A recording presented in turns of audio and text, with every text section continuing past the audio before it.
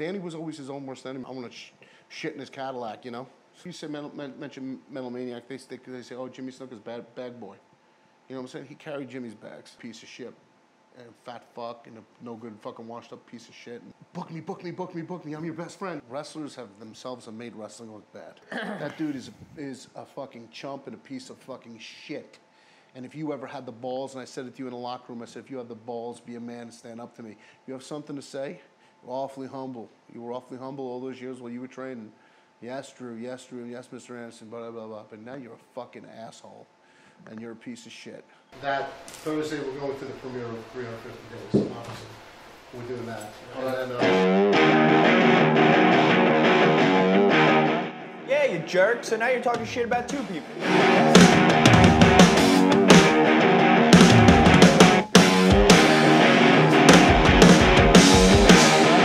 didn't have a formal introduction. Noel DiMaggio, our photographer, Andrew K. The reinforcer, Andrew Anderson, thank you for joining our studio. I'm here, buddy. We're just going with this, you know? And I'm not, like, slamming anybody near your table. I'm not, I'm not busting your balls, you know? I'm just having fun, you know? And, you know, it's just, you know, I love wrestling, and I love the business, and I love the people around it, and I love all the boys, and some of them don't love me. Oh, we'll touch on that. You know, you know. My uncle was visiting he lives in Montreal now, but he's like 70 years old. He doesn't speak any English, and he kept reacting to every time, like, the guys were hitting each other. He was really getting into it. It was his first live event. And, like, when he saw you, like, screaming at me, like, he was getting all out of his chair. Like, I was like, what is he going to do? Like, you know. And after the show was over, he's thinking, like, I was like, it's just, you know, he's a little high strung, but I didn't want to even tell him. I wanted to keep putting him on. That was awesome. You know what I mean? That's awesome. Like, I acted like I told him I was scared and this and that. Like, even in the car, like, driving home, I'm like, yeah. Oh, you were great. You were great. You looked like you were ready to shit your pants. As soon as it came back, you're like this. Joey G, on the other hand, just sits there like stone cold, stone-faced, you know. What is he doing now? Until DeVito comes over. Well, then, yeah, then he wants, you know, everyone. When DeVito comes over, everyone wants to kill him, you know. I want to kill him. He comes by me half the time. I want to, shit in his Cadillac, you know. So. Do you guys have, like, a close relationship? Me and DeVito? Yeah. Or it's just for TV? Like, you know what? I broke him in the business. He came in, and we were in Jersey Championship Wrestling. We had a wrestling school in I think it was Garfield, New Jersey. I think it was Garfield. And 2000, 2001, one of the students was Doug DeVito, and he was one of the ones that came out of it. And it was myself, Judas Young, a couple other guys, Danny Inferno. We were training some of the guys that came out of there. And yeah, Danny's great. He worked a couple of my NWA Big Apple shows. He's a great, talented guy. Gained a little weight over the past few years, but still. He's a personal trainer now. Yeah, he's a personal trainer. He had his problems with addiction, and you know, he did really great in OVW for a while. But I think Danny was always his own worst enemy. But number one, grade A. Oh fuck, a friend. If you need something, you call Danny. He'll be there in a minute, you know. And when I said, Danny, I'm doing the NWA, he wasn't one of those guys that said, you're in the NWA now? Book me, book me, book me, book me. I'm your best friend. He wasn't one of those guys, you know what I'm saying? He just came up and said, he said, oh man, good luck, congratulations. I said, listen, got a lot of young guys up here. We need somebody of your caliber experience. I said, I don't, he goes, well, I'm not in great shape. I haven't done it in a while. I said, I don't need shape. I said, I need a big guy, and I need someone who knows how to work. So he came in, and Danny teamed up with Matt Bauman, a.k.a. Jimmy Cicero, wise guy Jimmy Cicero, and they did a tag team called the Wise Guys. They came out and said, hey, you know, we're going to fuck your mother in the mouth. You know, they did one of those things. So, you know, so they came out and they just basically old school heels, good wrestling, you know, two big guys. I mean, you know, nobody says you have to be ripped up to be a wrestler. I remember years ago I used to say, Jimmy, I'm getting fat to Snuka. And Jimmy would say, brother, you look like a wrestler. He goes, wrestlers are not supposed to look like this, the same, like everybody look the same. He'd throw some expletives in there, but, you know, but Jimmy, you know, back then, he would tell it like it is, you know. I mean, now it's a cookie cutter. It's Cirque du Soleil. It's not. I look at WWE, okay, it's entertaining, it's great. Those guys are tremendous athletes. But to me, the business has changed to a point where sometimes I wonder if it left me behind. And other times I think, maybe I'm glad it left me behind because it's the drizzling shits now, So, I mean, I look at that. That's when I look at the new product. Now I look at a product like New Japan. It's fucking incredible. I look at some of the NXT guys, stuff. Once again, great athletes, but when they come up to WWE, they seem like they get lost in the shuffle. So, How about a guy like Cody Rhodes that, he was lost in the shuffle in WWE, and a lot of guys would never leave that opportunity, but he made the most of it, and now, look at him now. Hey, God bless him, man. And he's the most successful indie worker out there right now, I mean, I don't look at it. Now this is me. I never made it WWE. I never made it big, but people argue, say, oh, he never made it to the WWE, so he never made it as a top star, so he's nobody. But you know what? I look at it this way.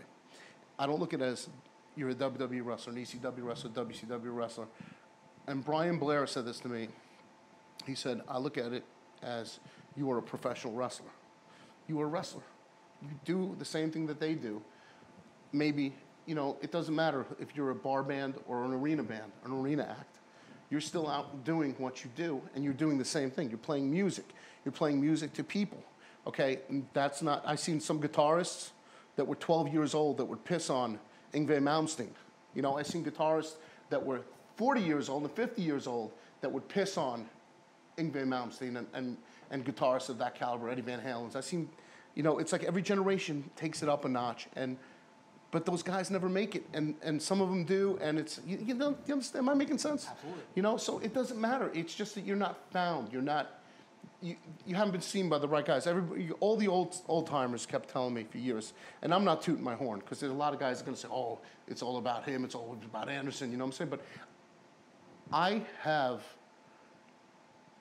been given compliments from all the old timers saying that years ago they said, you would have been wrestling Hogan at the Garden every night if you were in our era. If you started wrestling back then, you would be wrestling against Ric Flair in WCW, in the NWA, or against the Funks, because they said I was just that good at the time. And who told you, like Greg or? All those guys, everybody from Sergeant Slaughter on, Sergeant Slaughter, myself and Mario Baccara. Mario's, to me, one of the sweetest people on the planet, one of my closest longtime friends. He broke into business. I watched the guy grow up and make something of himself in the business, and he's just a talented athlete. And him and I had probably one of the best at the time. Sergeant Slaughter was on the card with us. He came up and said that was the best cage match he has seen in years, and he meant pay-per-views and everything else. We had just a great steel cage match, sold out building at a convention center. I think it was in Edison, Is that up on YouTube? It's on ECPW show. Yeah, it was one of the Christmas chaoses. I think it was like 2005 or something like that. And he German suplexed me off the top rope. And I did the senton, and he did a frog splash off the top rope on me, frog splash off the top of the cage on me through a table. We did everything. I mean, I did the senton down onto him. He moved, thank God. So, but it was just tremendous. I mean, I did the cannonballs off the top rope. Couldn't really do anything more because the cage is behind you, so I just had to basically go with it, But that was when, it was great. It was 13 years ago, but still, I think the relevancy was still there in the match. It had its flubs. When I look back at it, I say we fucked up here, fucked up there, but it was just great. And but Sarge made that compliment and said, "You guys did great," because I look at it that, Tito Santana is a legend, and he's one of the guys who always says, I'm one of the hardest working guys in the business in general. And I'm going to start this interview by telling you one thing. I've always said it. I support myself, my family, 2 kids, put a kid through college because of pro wrestling. You could call it indie pro wrestling, but it's still wrestling. I get paid to do what I do. I'm not one of these guys that goes out there and works for free. I don't work for $50. I don't work for free. Maybe I'm overpriced. Maybe I'm not worth it. But I do what I do, and I love what I do. And I've supported my family with this for almost 25 years. And the one thing about it that I got to say is that no matter what you could say about me, I made a commitment to myself that if I couldn't make money from wrestling, I would make it because of wrestling. Does that make sense? Right. So I would make it some way by hook or by crook, and I did. And you really put yourself out there. A lot of these conventions. I mean, you go a lot with your dad, Greg the Hammer Valentine. He's like a father figure to you. Father figure, beyond father figure. How did you broke in 1993, right? Yeah.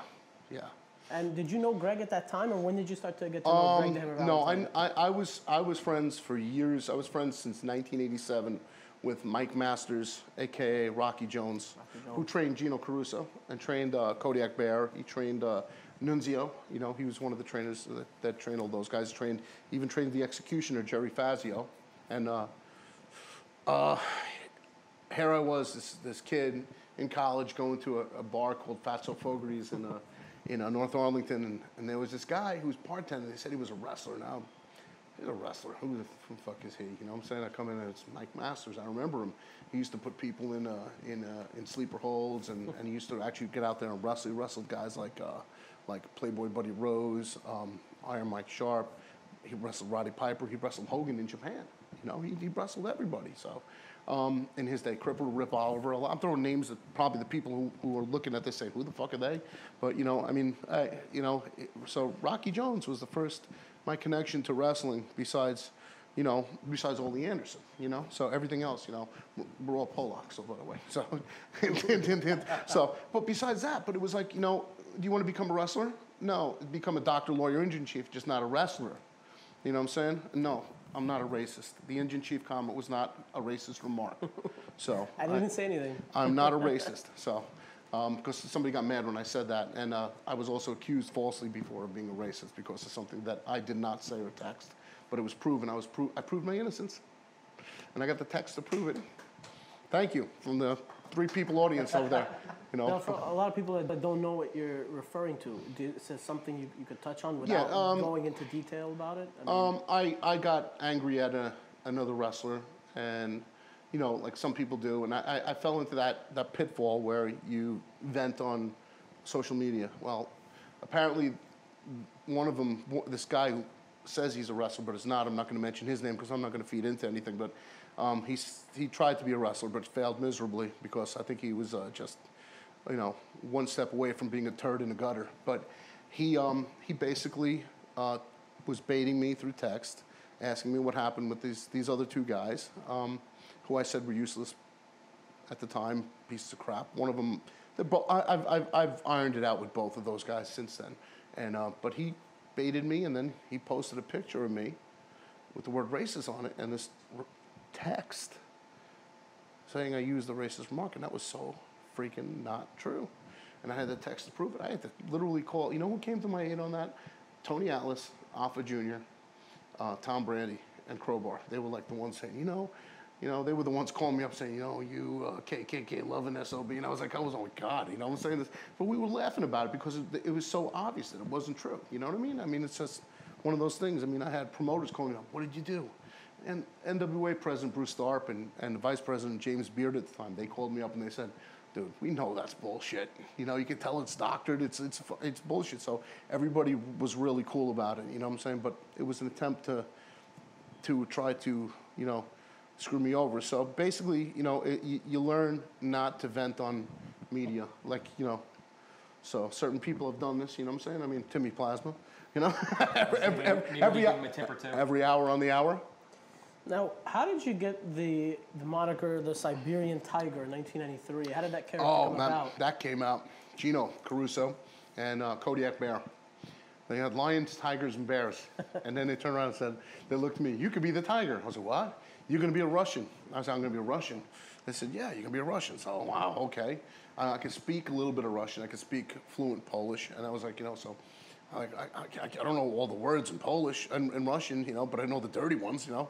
So they were like, just go around cursing Polish, you know. So I was like, all right. So I did that, and I did a Cold War throwback for a number of years. And then it's funny. I got Jersey All Pro Wrestling was running, and my tea is ready. Jersey All Pro Wrestling. Just who is that? It's not mine. That wasn't me. My phone's off, right? You said I was very professional. So, anyway, Jersey All Pro Wrestling, they were running a show, and they had me booked on it, and they said, Mikey Nova, you know, Hollywood Supernova, Mike Nova, Mike Buccalo, and Kevin Knight, who ran IWA, I think it was IWF. He ran a wrestling school, but he was working for Jersey All Pro Wrestling at the time, and I was wrestling against Nova in that match, and he was right in the middle of his ECW run as Hollywood Supernova and everything. He's just before that, or I don't know, but he was doing the Nova gimmick, so I know that. So, and Nova was a comic character who's a Marvel character, and I'm a Marvel fanatic, you know. So me and him started talking Marvel. So we started doing the match, and before the match, he said, "Listen, we're gonna kill the Siberian Tiger tonight." And I was like, "What?" I was like, you know, I was like, he's like, "No," he goes, "We're gonna kill the character."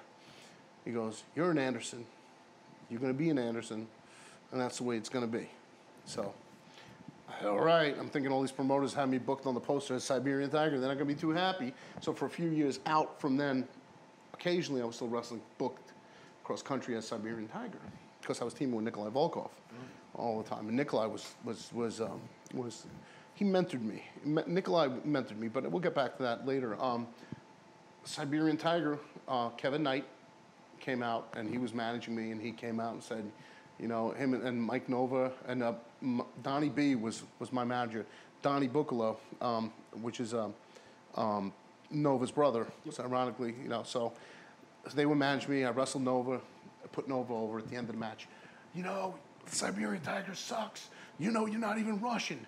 So come on, you're an Anderson. You know, whatever. So I came out of the closet as being an Anderson. So, you know, so there you go. So that's how Andrew Anderson was born. Now, did you ever get a proper endorsement from? Oh yeah, Ole gave me a. Actually, Lars Anderson in Hawaii was the only one who didn't endorse me. We did a show in Hawaii in 1999 and 2000, and they said, "Well, we got Andrew Anderson on the card." He goes, "Well, only Anderson I know is Gene and Ole." He goes, "Those other two," I guess he meant Arn. He was like, "Oh, they're not real Andersons. You and Ole, Arn are not Andersons. And that CW guy too. What the fuck is that?" You know? And he just cursed up a storm. And I was like, "Oh, that was." I don't even know if Lars Anderson's still alive or, but he just seemed very, very angry. And King Curtis Iakea was there, and Curtis says to me, he's like, "Brother, don't worry about him. He's just angry." He goes, "You could be whatever the fuck you want." He goes, "Nah, take another gimmick." And I took another gimmick. I was high as a fucking kite. And then that's a whole other fucking story. So that was it. So yeah, the Siberian Tiger was finally laid to rest. I guess about maybe 3-4 years later, I did a couple of matches as the Tiger with Nikolai, and that was pretty cool. You know, Nikolai was fun to work with. It was always easy with him because I would take the heat, and he'd come in and beat the shit out of everybody. And then even when I was taking the heat, Nikolai would just come in and just beat the shit. Did he always try to make you pick up the tab? Nikolai? Yeah. You know what? Nikolai would never go out. Nikolai would never go out. Nikolai would stay in his room with a hot plate. He'd go to like a 7-Eleven, buy anything he can that was cheap, or come with a little cooler full of food. And Nikolai would always cook his own shit. And it was just, I was impressed, you know? I mean, I walked in one time and it smelled like an Applebee's barbecue in there. I mean, it was like... You ever been to his house in Baltimore? Yes, I've been to his house, yeah. He's got a farm, he has that little big ranch, farm, yeah. I went there well, she's my wife now, but at the time, my girlfriend, when we went there, just having him do a signing, like we had done a shoe interview, he was signing DVDs. He must have had like 30 cats. Did you? Oh my God, he had. And he grows his own goat cheese. Goat cheese, makes his own stuff. And he's a great coach. He'll offer him to you. Nicholas his own bread. Oh, he goes, "Drew, you know, you must be organic. You have to be organic. You cannot eat this shit." He goes, "Don't eat this meat. Stays in your gut for 40 years or whatever." He goes, "They called up in John Wayne and find a steak from last Tuesday." He kept telling me the whole time that I need to lose weight and that I was fat. I mean, it hurt my feelings, but you know what? He was right. Hey, listen, you know, hey, you know, and Nikolai was the epitome of that pro wrestler look. You know, I mean, you look at the pictures of him. I always do that pose, you know. So I mean, like the old, was it Gene Stanley, Big Thunder, Gene Kiniski? You know, they'll pose, the Buddy Rogers, everyone posed like this, you know, like, hey. Yeah, it's like the old. Especially in the 70s, he can go. He used to have those 1 hour Broadways with Bruno Sammartino can at the go. Garden. Nikolai would, and I still occasionally, I teamed with him about a year ago against Frankie Flo and that kid that wrestles as the Albanian gorilla, whatever they call him. Oh, Anthony Marcos. When he had his first match, he broke in with Frankie Flo against me and Nikolai. I think Flo never wrestled Nikolai before, and I think all those guys, when they realized the motherfucker hits, he was a boxer, he was a shoot boxer, and you know, he knew, he was a Croatian boxer, and he knew how to fucking fight. And in his time, for that era, I would compare him, in a way, he was the Brock Lesnar of his time. He was just a mountain of muscle, and he would kick your ass in a shoot, you know? I mean, he was one of those guys. It was just a tough son of a bitch. And he had that square jaw, square head, you know what I'm saying? And he was, when he was younger, so if you look at him, it was in between the Mongol and the Nikolai Volkov run. He was just this monster. So I really appreciate Nikolai. Nikolai, Joe, I love you. I love you. I don't mean to make fun of your accent. I find it very adoring. So, but, you know, he sounds a little like Bela Lugosi. You know, he's got that Bela Lugosi, I want to suck your blood. You know, well, children of the night. Go fuck yourself. So, but, you know, that's, yeah, Nikolai. Nikolai was a great tag team partner. Are we talking tag team partners now? Well, we could play word association since you're talking about Nikolai. How about Brutus the Barber Beefcake? Brutus, hope he's has speedy recovery on his knee surgery. Brutus and I, you know, we had a falling out in recent years. I mean, you know, everybody has a falling out. You know, I mean, everybody does stupid shit, says stupid shit. There's, we know, bottom line is Brutus is always going to be Brutus. You know, I love him. He spent weeks at my house, you know, if you really look at it. You know, all the times, you know, me and him were together and on the road, up and down, everywhere together. We did everything together, man. We fucking, bro, everything I did at that time was with Beefcake. Behind the Ropes, the series Behind the Ropes, Beefcake. Body Slam, the reality series of me and my family at the time.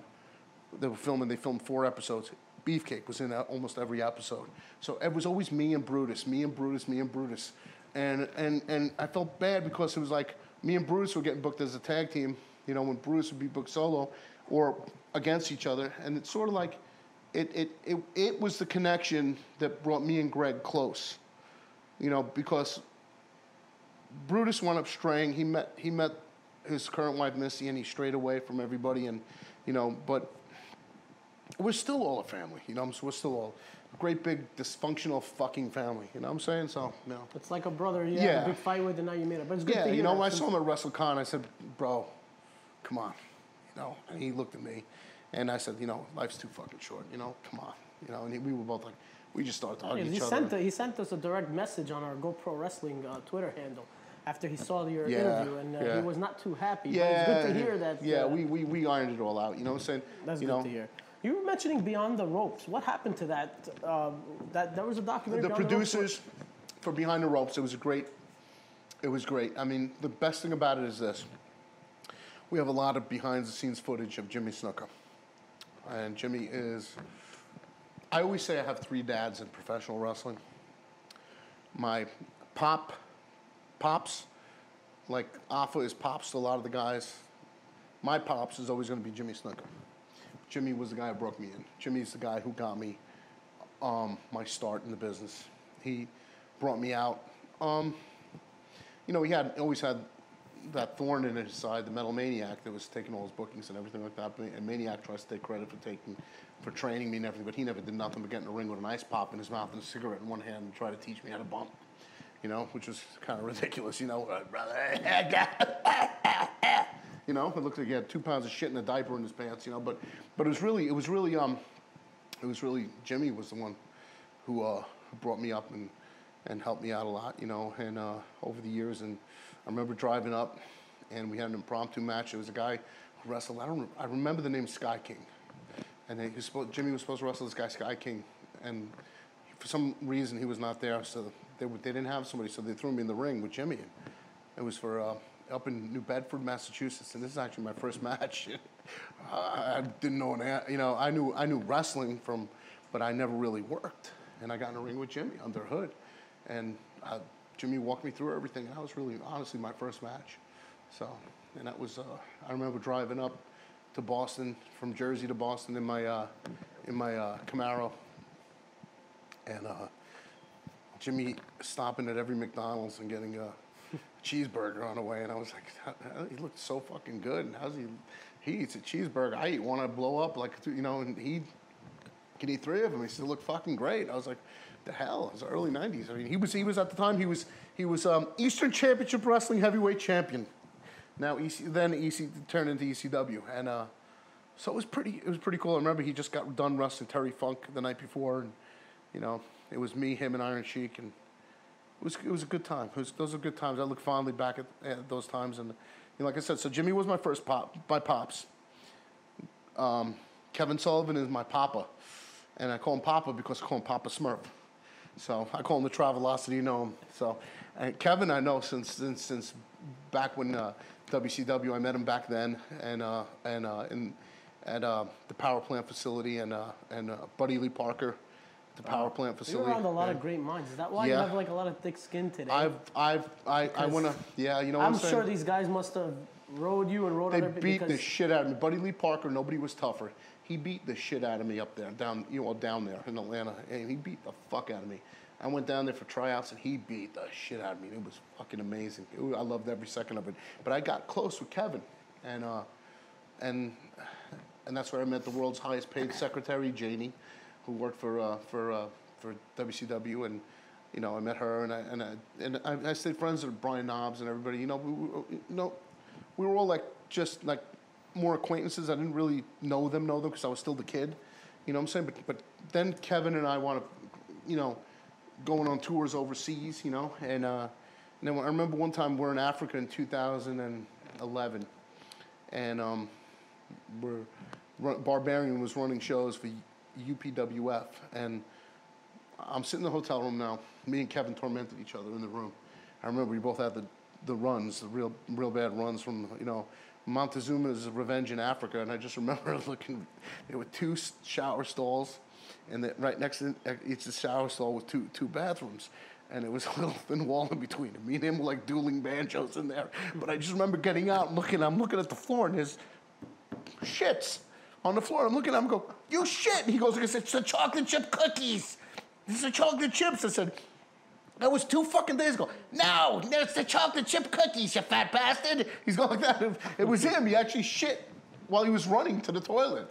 So, and that was a great thing. But getting back to that, Kevin and Barb were going over the card, and they turned around and they said to me, I still have those cards written down from where we went over the lineups, and they said, "What do you think?" And I said, "Well, I'll do this, I would do this, I would do that with that." And Kevin just sat there. Kevin's a genius. He will sit, and you could talk, and he'll just stare at you, and he'll pick out the bullshit from the shit, and the genius from the retard. And no offense to the retards, plasma. But it's just like he gets it in a way that nobody else, and he sees it in a way that nobody else sees things. And I don't call him the taskmaster for nothing. I mean, he let me do the whole card, and we used that whole card. And right down to almost to the finishes. Some of the finishes they changed because they had in mind what to do for the championship matches and stuff. But he wasn't the first one to put me and Rick Fuller together. But me and Rick Fuller were a good tag. Really, people compared us to Brody and Hanson. They compared us to Brody and Hanson because we were just beating the shit out of everybody in sight. And it was just a great. That was the tag team that never really got the break. And me and him, and I remember Rick saying to me, "Brother, I'd like to ride out, and I wouldn't have a better tag team partner to ride out in the sunset with too." And that was the plan. I got a tear in my eye, just thinking about Rick. I love that guy, and I loved that nobody chopped harder than him. Nobody, the hardest chop in the business. So, but yeah, Rick is a great guy, and so Kevin and I. Kevin was my papa. Greg is my dad. I call Greg Dad. Because Greg, I have done everything with. Greg is now, Greg and he became, he's been with me through bad times, good times, a lot of shit, What's the best advice Greg ever gave you? The best advice I can't say. But he's pertaining to professional wrestling. Oh man. Oh, what's the best pertaining to professional wrestling? Grab a hold. Grab a hold. Grab a hold. That in and of itself is my answer of what is wrong with wrestling today. Grab a hold. Nobody grabs a hold anymore. Nobody grabs a fucking hold. It's become a lost art form. Okay, maybe they'll grab an arm bar while they're getting up to run another fucking spot. Grab a hold. Work that hold. Work it. And the other thing he taught me was, Greg taught me how to walk and talk. Greg said to me, he goes, my daddy, Johnny Valentine, wrestled into his 50s and wanted to wrestle into his 60s or see how far he could take it before the plane crash. And he said one thing he learned from his father was how to walk and talk, how to bump when bumping was necessary, how not to bump and waste your body. And those were words of advice that always stuck with me. And now I regret all those stupid sentons I did in squash matches because I just wanted to dive off the top rope and let the kid make a comeback, So moving because so half the time I'm in the ring with guys, plasma size that I should be fucking ripping their arms off and beating them to death with, and then fucking eating them for lunch, and it just, But yeah, that's grab a hold and walk and talk. So. Who is Jeff Coleman? That's what I say. Who is he? Who is he? He's a thing of the past. This guy came in calling himself the future. He got pretty much driven out of WXW by Alpha, Samu, and everybody else. And he had a great body, great physique, had a lot of potential. Gino came in and said he had a great idea, put the belt on him, put the ECPW belt on him. He didn't get it. This guy just didn't get it. He was rushed into something that I don't think he could. He had a very big ego. Never wanted to put any, especially me. He just hated me for some reason. This guy had you say something that I didn't want to do, I didn't want to do something. I didn't want to take a shitload of bumps for this guy in a match. And he was like, "You're making me look weak. You're making me look weak." And I was like, "Fuck, God, I couldn't win with this guy, And I told Gino, I said, I don't like doing business with this guy, And it just, he didn't get it. He didn't get it, and that was the only time in my career that I did not want to do the job because I knew he didn't get it, and everybody said he didn't get it, and everybody warned me, and they were right. And I tried. I extended the olive branch repeatedly, relentlessly, and it was just it was a losing battle with that situation. So I was like, but yeah, I have no animosity towards him. I just don't like him. I don't really respect him, and because I don't think he respected anybody else, He had a lot of heat with other people. I remember him just back and forth shit with a lot of people, like always angry, always throwing fits about stuff, So, but he's not wrestling anymore. I don't know if he is. I don't care if he is. I don't give a crap. I just don't care. Let's talk about somebody, a friend of our show, Bruce Pritchard. Bruce Pritchard. Bruce Pritchard was on. I had a great conversation with him.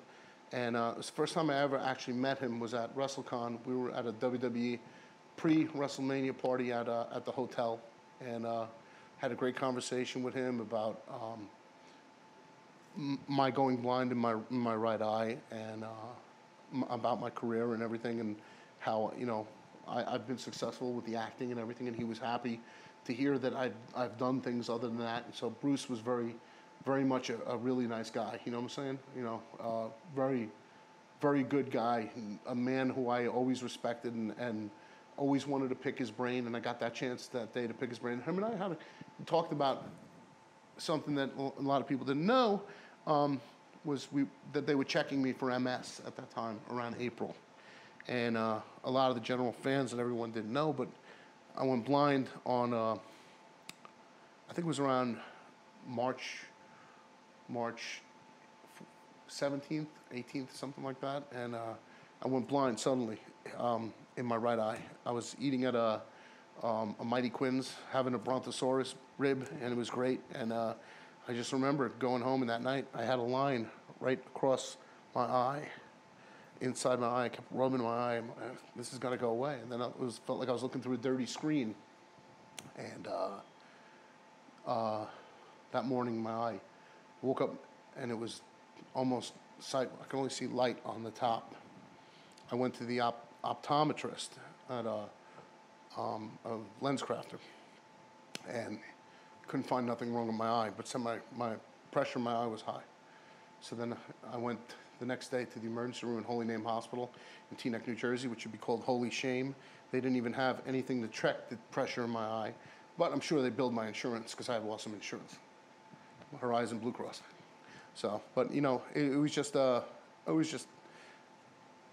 from there was the most frightening thing I've ever experienced in my life. You know, I went to an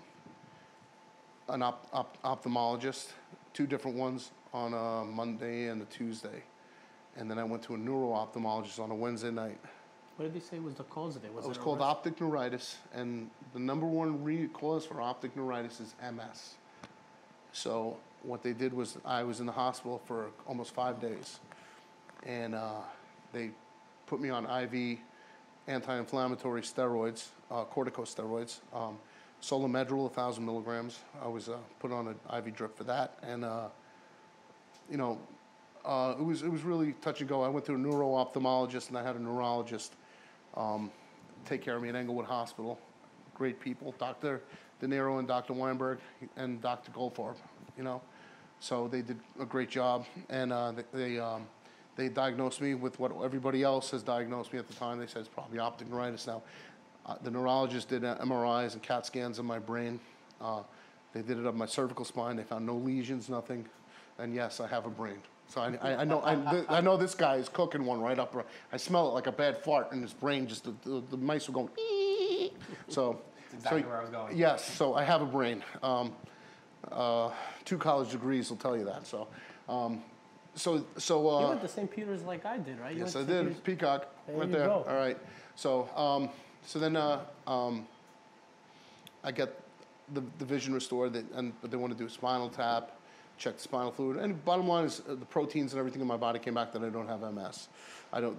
They checked me for lupus. They checked me everything. It was just one of those things that just happened. It's just like fibromyalgia. They don't know what caused it. You know, that's what they were trying to explain to me. It's just like a haphazard thing, but they said the good thing is that people get optic neuritis once it's treated in that eye, it'll never come back. You know, so hopefully. How much does that put things in perspective? Forget about wrestling and major league, life. major league, major league, major league, major league. You know, I like to read, especially love comic books.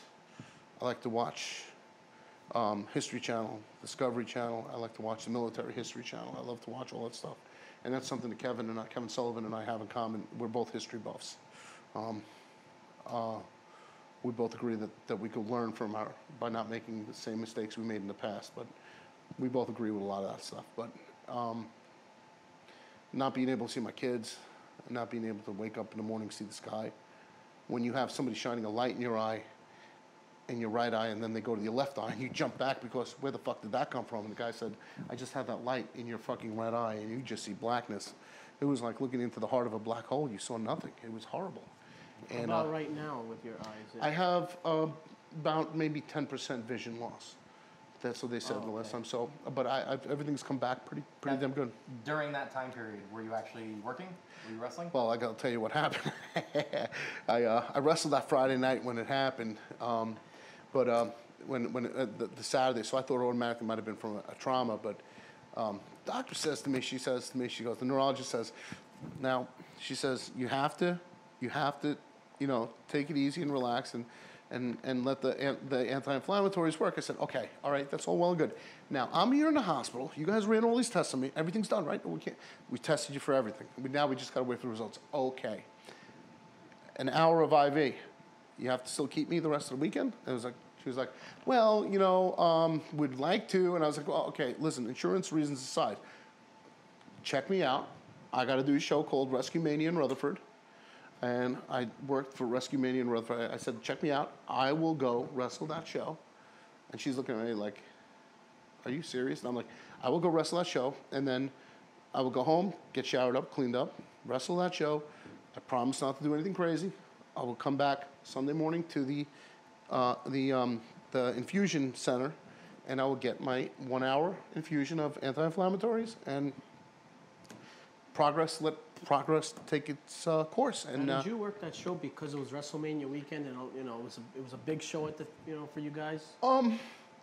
No. It wasn't WrestleMania weekend. That was in March. That was March 24th. It wasn't WrestleMania weekend. No, a week before or something like that. Yeah, it was a really good show. It was a tremendous crowd, over 1,000 people.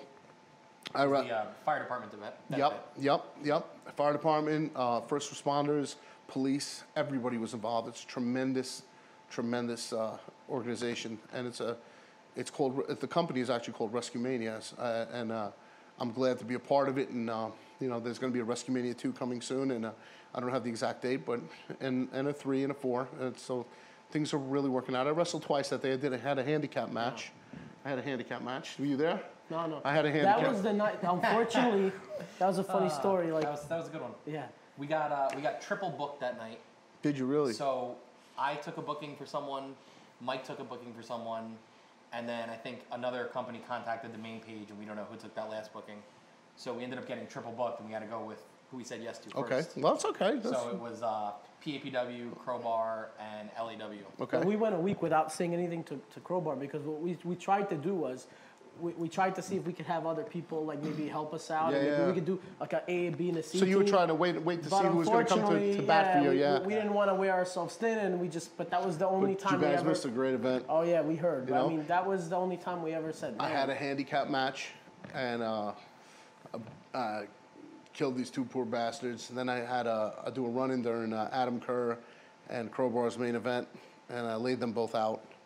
And then local town hero, former ECPW guy, Gunner Trash, came out, and I defended my Northeastern heavyweight championship against Gunner. And I put him over for the belt, you know what I'm saying? The hometown hero was a great thing, seeing the people go crazy, you know. Yep. But I chopped the shit out of him, had fun with him, you know, ripped his shirt off, you know. And I love him. His name is Rich Russo. He's a great guy.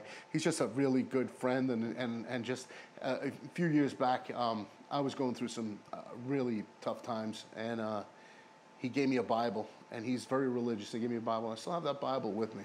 I have it right next to my old nightstand, and I have it over there. And every now it has his name written on, Rich Russo, and he inscribes some shit to me, and so he's a pretty inspirational guy, you know. And I really class act. I like him. Gunner Trash, Rich Russo. I love you, kid. So. Now Mario Boca, you have a relationship. Mario with was him. great. You had that great matches with him. I mean, he's just a great talent. I have nothing bad to say about him. He's a great talent, unbelievable guy. Comes from a great family. And funny story about him. You were talking about your uncle, was it? Yeah, when he came by there. He used to wrestle under the name Mo Sexy, and he was getting the shit beaten out of him by the Flesh Eaters, and at a show, and his father jumped the guardrail, and the Flesh Eaters grabbed him and threw the father back over the guardrail, and Mo was like, and Mario was like, "Oh, Dad, what the fuck are you doing? Get out of here! Get out of here!" They're killing Mario, and the father's fucking pounding on him. It was a great story at the time, and it's still it was cool shit. You know, it was funny. You can't make that shit up, you know? I mean, so.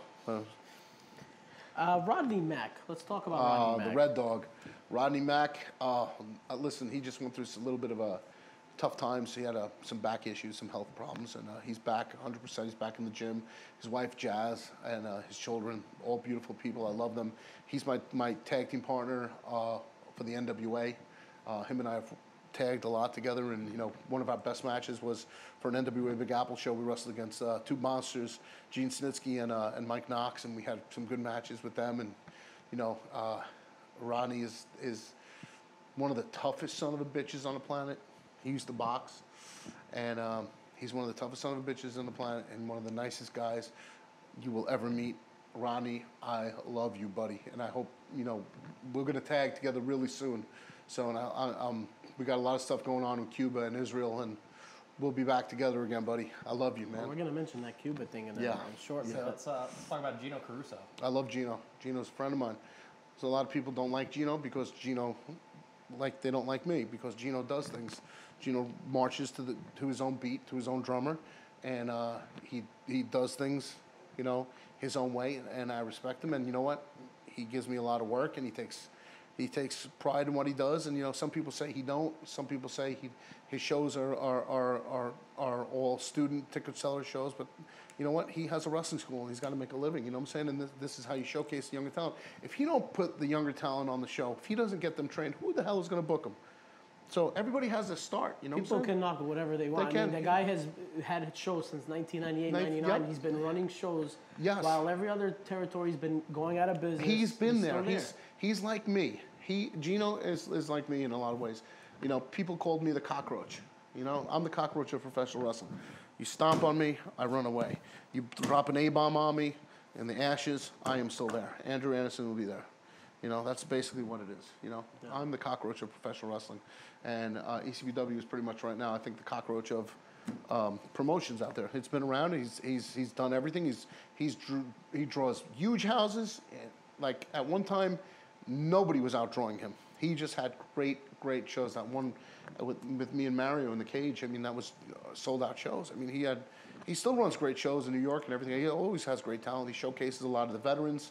He showcases a lot of the up and coming. As soon as somebody gets released, he has them on the show. I mean, you could knock Gino all you want. He's doing his thing, and he's a great guy. He's a nice guy. I mean, I love him. He's another one of my brothers. And he upped the production for his television. Yeah, he's got these great guys over there too. And you know what? We're grateful to him because we got our start filming on the indie circuit because of him. We all got our start through Gino in a way, right? Yeah. So yeah. Whether he's training valets, managers, wrestlers. Never nothing bad to say about the man. He's a great dude. So. Yeah. Let's talk about Metal Maniac. Brother, Fuck daddy, brother. Fuck him. Just go on. He abandoned the whole program that was going on right now. Because he didn't like the way things were going. Because he came back at a time. You know what I'm saying? Jeff came back at a time thinking it was going to be like it was in the early millennium when he retired out of the business, in the mid millennium, whatever, 2004 or 5, and he came back 56 years old. He had major neck surgery, hadn't taken a bump in years, and comes back in. Hadn't taken a bump in 15 years. Comes back and came back really humble, really nice, and then went back to being just Jeff, being a very condescending to some people, and not to me. He was always nice to me, but very condescending. I'm just a little pissed that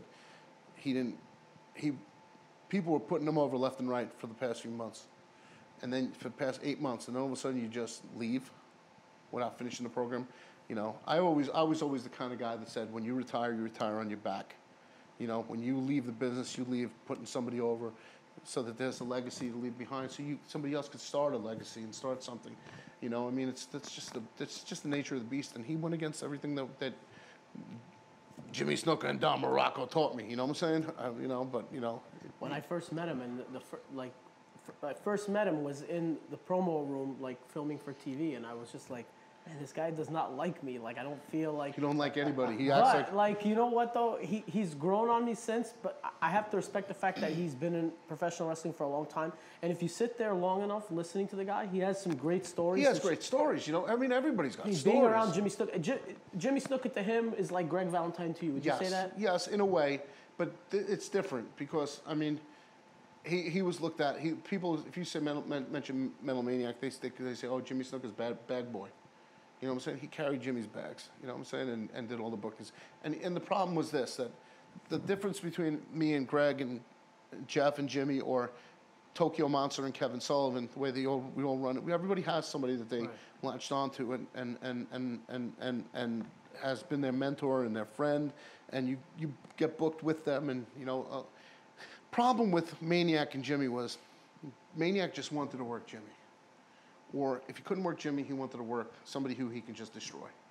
He was afraid to work. He was just very scared to work other people. Me and Greg, very rarely do we work each other.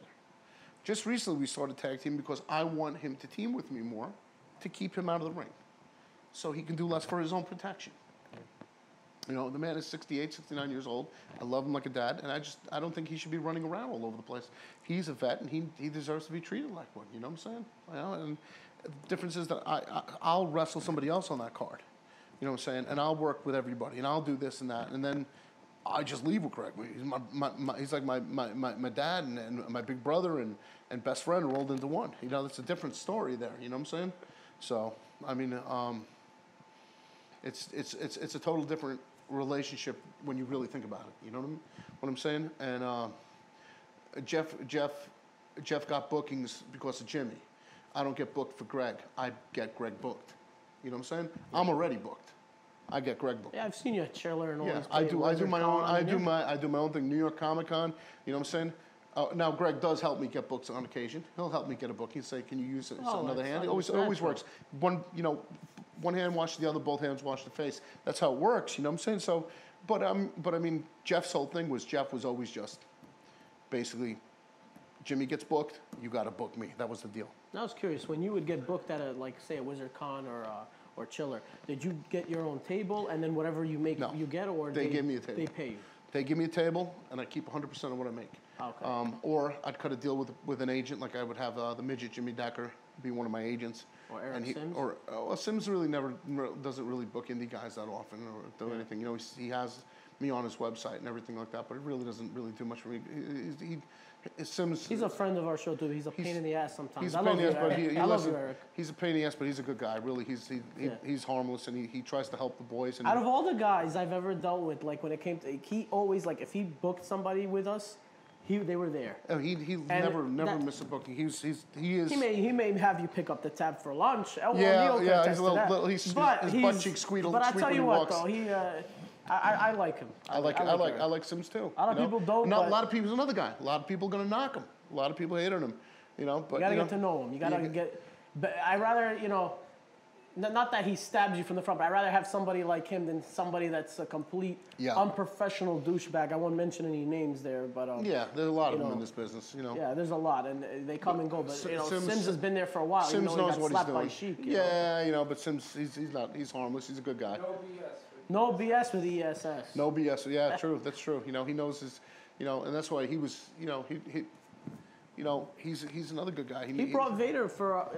I think it was Vader. That was Vader's last interview. It was just recent. We did it with him a few months back. We did an hour-long interview at 12 midnight. He brought Vader in. Yeah, almost till 2 in the morning. Almost till 2 in the morning, right? Almost 2 hours. Is that O'Neill? Wow. Yeah. Talk about Vader. You knew Vader. Vader. Oh God.